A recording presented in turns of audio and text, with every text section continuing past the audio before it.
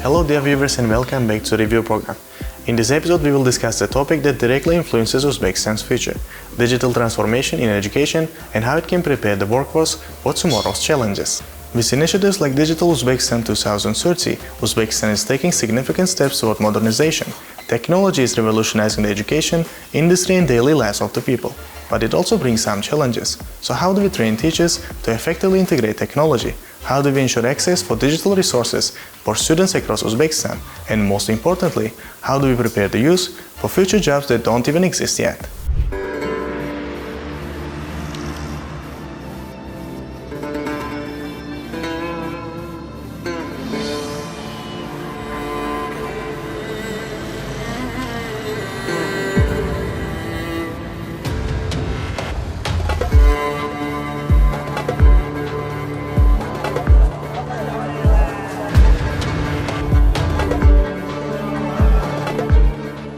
Over the past few years, Uzbekistan has taken remarkable strides in digital transformation, with a special focus on education. In fact, the country's Digital Uzbekistan 2030 strategy is a great example of how digitalization can pave the way for better educational access and the cultivation of future-ready skills. The strategy prioritized the digitalization of key sectors, including preschool and higher education, healthcare and secondary schools, all of which aim to create a strong foundation for lifelong learning and professional development. By the end of the first stage of the strategy, Uzbekistan aims to fully integrate digital platforms into these vital sectors, ensuring equal access to resources and reducing disparities between urban and rural areas. Digitalization has already begun to transform Uzbekistan's educational landscape with the following notable milestones. Digital infrastructure improvements have made it possible for schools across the country to adapt e-learning platforms, connecting students and educators in even the most remote areas. With the establishment of IT parks, over 8,500 high-paying jobs have been created, providing young professionals with cutting-edge opportunities to learn. These parks also serve as incubators for tech-based learning initiatives. Projects like mobile ID and digital passports are set to enhance the accessibility of educational services, making administrative processes seamless for students and families.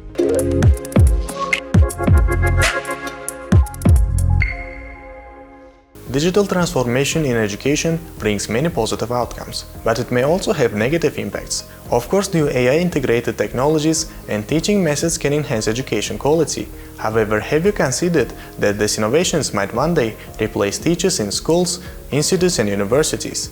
Yes, for some people, it sounds horrible. Let's now briefly discuss this topic. During the 90th anniversary of the National Institute of Pedagogical Skills named after Abdullah Avloni, Uzbekistan hosted an international conference that brought together the foreign and local educators, general secondary school teachers and relevant ministries and agencies. As part of this event, one of the experts, Andreas Schleicher, held a seminar for the Uzbek educators on improving the education quality and using modern teaching approach. Uzreport creative team also attended this seminar and had a talk with the expert. We asked the question on can AI replace teachers in the future? Artificial intelligence will never replace teachers because learning is always a social, a relational experience, not just a transactional one. But teachers who are very good at using artificial intelligence to make learning more interactive, more granular, more participative, they will actually maybe replace teachers who are not very good at using those kinds of technologies. So again, artificial intelligence will super empower good teachers and give them new tools, new methodologies. But it will not replace the social function of teaching. That will become even more important. A good teacher in Uzbekistan tomorrow is not just a good instructor, but also a good coach, a good mentor, a good facilitator, a very creative designer of innovative learning environment. As technology continues to advance, teaching methods must evolve as well. So how do traditional approaches differ from modern ones? What is so different from the past? In the past, we could prepare teachers once for their lifetime. You know, you become a teacher in a pedagogical institute and then you can be a successful teacher for the rest of your life. That's no longer true. Today, the world is changing. Teachers need to acquire new knowledge, new skills, new capabilities every day as the world is changing around them. They need to lead that development. They need to, upskill and reskill their learning. And again, it's something that is now becoming a reality in Uzbekistan, where teachers will requalify and upgrade their skills every 5 years. And those instruments are very, very important. Students will only become lifelong learners if they see their teachers to be lifelong learners.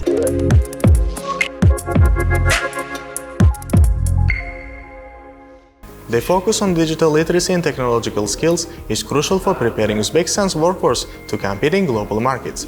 For example, the integration of ICT into educational systems aims to equip students with the skills required in the global digital economy, such as coding, data analysis, and artificial intelligence.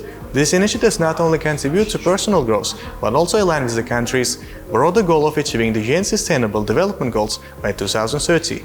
To discuss the broader implication of digital transformation on education and future workforce, we invited a special guest. For this episode, we got the chance to talk with the Professor Peter Bonfield, Vice-Chancellor and President of University of Westminster in London, who recently visited Uzbekistan. Hello, Mr. Bonfield. You are welcome to Uzbekistan. Thank you for joining us today. So how are you feeling today? Really good, thank you. Yeah, looking forward to this week. So, considering your leading voice in education, today I want to discuss with you digital transformation in education and also how to prepare the current workforce for the future skills. Yeah. Let's start with a broad question. In your view, how can the digital transformation play a role in reshaping the education system globally? Well, I think you have to start by looking outside in.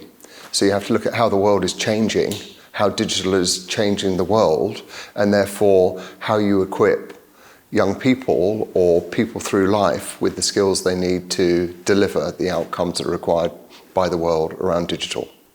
Uzbekistan's efforts in this regard are very commendable, and also the country adopted Digital Uzbekistan 2030 strategy that also touch upon the integration of technologies into education system to improve the quality of education. But we are in the early stages yet. Mm-hmm. So, from your experience, what kind of strategies do you think we can adapt to scale these efforts effectively?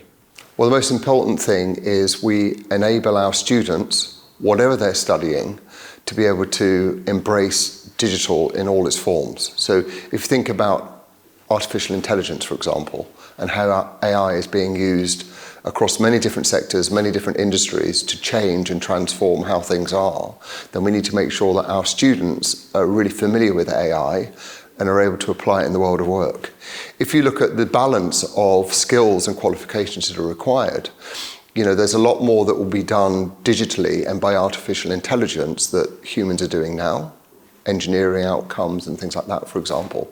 So we've really got to make sure that a whole array of students, whatever they're studying, are able to embrace these digital methods so they can go into the workplace and make a real difference. And the other great thing is, of course, young people come through, they're already familiar with digital media and digital ways of doing things. And of course, they can bring talent, innovation and creativity that many in older generations would struggle to embrace. So it's really, really about how we equip students best to embrace digital skills, artificial intelligence, the whole array of other ways of embracing those characteristics so that they can go out and make the world a better place. Can you tell us any success stories from the UK maybe or other countries around the world? Oh yeah, there's lots of success stories. COVID was a really good example of how digital transformation can happen. In our university, the University of Westminster, when there was a threat, we moved the whole of our university online. So we went from a physical campus in the heart of London 1 week to a digital campus being delivered around the world in 160 countries the next week. So that was an absolutely amazing innovation and achievement. It just showed how, you could really embrace digital in a way with pace that still delivered the outcomes we needed to cope with a global threat. So that was one very good example, I think. You just mentioned about the University of Westminster in London. Yeah. So in this case, I want to ask a question that many people from Uzbekistan, not only from Uzbekistan, but around the world, consider the UK education system as a top. So what do you think main reason behind this? Why students should choose the UK universities? Well, London, first of all, we're in London, in Westminster, and if you look at the global ratings by students of the best place to study, well, for the last 6 years, London has been rated #1 by students all around the world as the best city in the world to study in. Because it's cool, it's dynamic, it's diverse, it's got energy, it's got entrepreneurship. It's just an amazing city, an amazing place to study.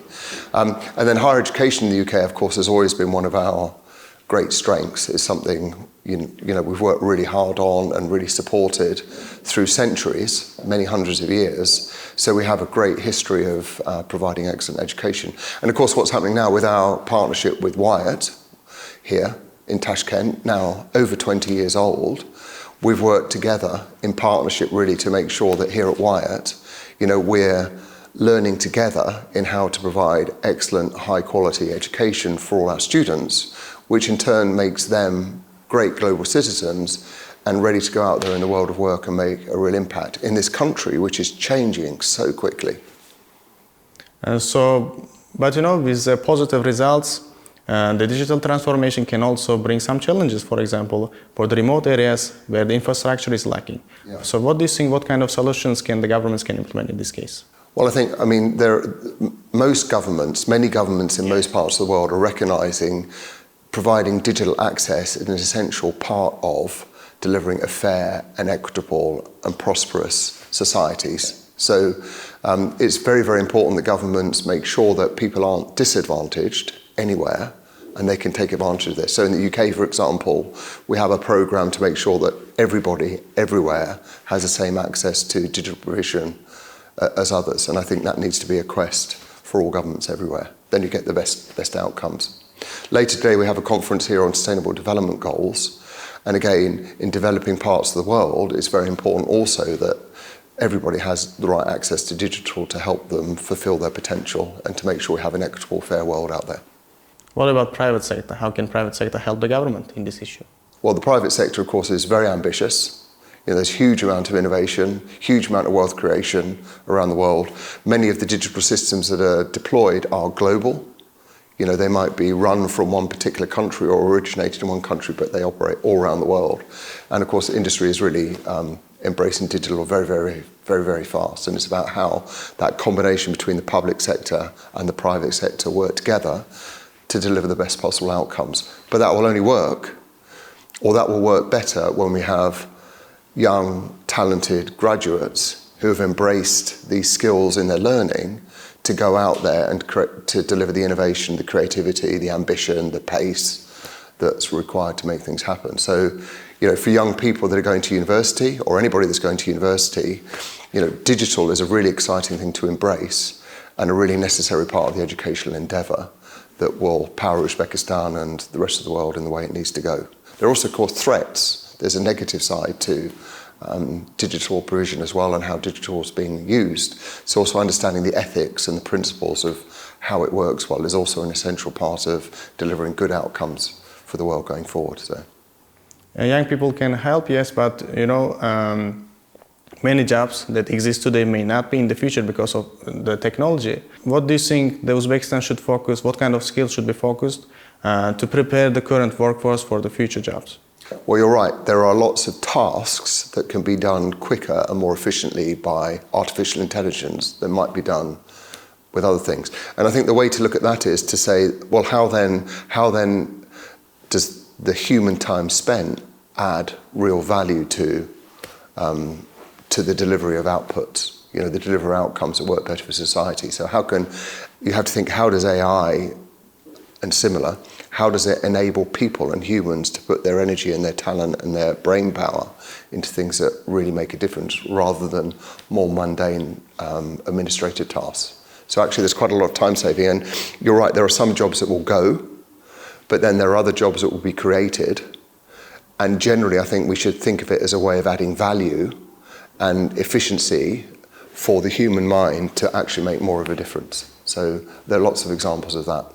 What kind of 3 steps should Uzbekistan take in the future to strengthen the digital education initiatives? So first one is?